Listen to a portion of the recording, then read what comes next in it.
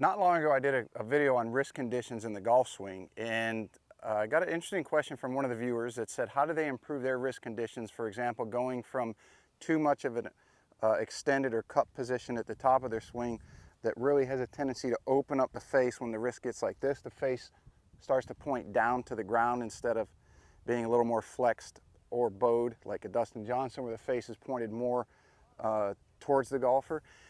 So I thought, why not just do a quick video on how to do that, or a couple different ways that you can practice this, be in your office, in your living room while you're watching the Masters this week, or out on the golf course, whatever is your preference.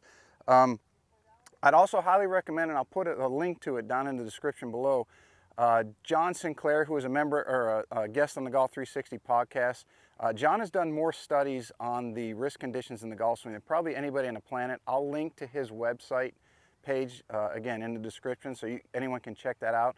He does have a small charge for it because it's extensive. It's hours and hours and hours of research that he put in, from tour pros to amateurs, everybody in between. He did a phenomenal job, and I highly recommend you checking that out. So the easiest way that you can improve your wrist angles would be the simple use of a hanger. Most of you have one of these in your house. I recommend the plastic ones. They're kind of thin. That seems to work best. And what you're going to do, you're going to put about half of the hanger down the grip, and the other half is going to be extended beyond the butt end, just like this. Obviously the hook end is up at the top. That's going to be just to the left side of your grip, or the target side for some of you more technically savvy people. Then you're going to take your grip as you would if you're going to hit a shot, okay, square club face, and you'll notice that that back end of the hanger is along my inside of my forearm. Okay, so when you set up to a ball, if I pull one over here, okay, that lead angle is going to be along my forearm. What you want to do is ensure that hanger stays on your forearm your entire swing. So in your takeaway, if you get too handsy one way or the other, you try to stay too shut.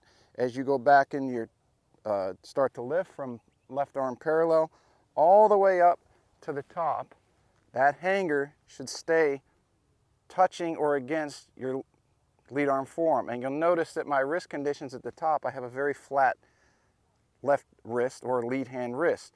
Now, as you come down, this is also going to stay on your forearm for the entire swing. So as you make your transition, it stays, it stays, it stays, it stays. Where some of you are going to run into problems that have issues with this is as you come close to impact, you want an early release and you want to flip, and that hanger is going to come off. It's probably going to, for some of you really bad, it's going to touch your back forearm. You want to make sure that the hanger stays along your lead forearm the entire time. It will keep your hands over your left foot or your lead foot coming in impact, so you have forward shaft lean, and you can go all the way up into your finish where that's going to stay touching the lead forearm. Okay, so the hanger drill is an excellent way to do this. If you talk to somebody like John, he doesn't necessarily think this is the best, because it might eliminate the chance for some of you who will go from flex to more of an excessive bow. That's even better for your swing. In talking to him on the podcast, the best thing that you can do in your swing if you are flexed at the top or have a cup wrist is to get it into a flex position sooner in the swing, the better. The sooner you do it in your transition, the better off it's going to be. It's going to require less timing down throughout the rest of the swing coming in impact. Okay, the second way to do it, and that can allow you, for some of those who might have the ability to get more bow in their wrist, what you want to use is a hula hoop, okay? And you're going to take it just like you would hold a golf club. You're going to take it in your backswing, and what you want to do in your transition this time, okay, even if you're cupped, what you want to do is try to get the hula hoop to come over the top of your head.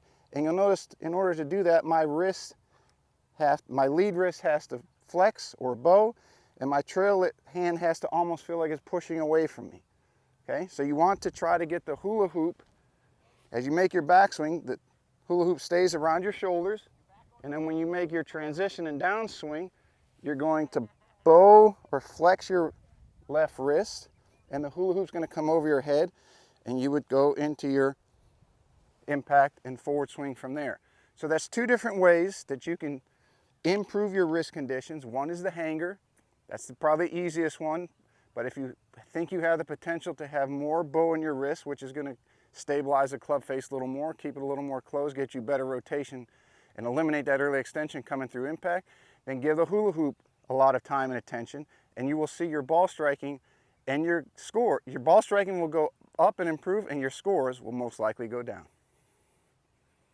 Hey everybody, thank you for watching another one of our videos. We hope you picked up something that's beneficial to your game. If you tried what we just gave you today, love to hear about it. Post it in the comments below. Don't forget to click subscribe. We'd love to have you as a follower. You can also hit us up on Facebook, Instagram, and Twitter under The Golf Paradigm. And don't forget to follow the hottest podcast in golf, our podcast called Golf 360. If you'd like to subscribe or watch some more of our videos, you can do so right over here.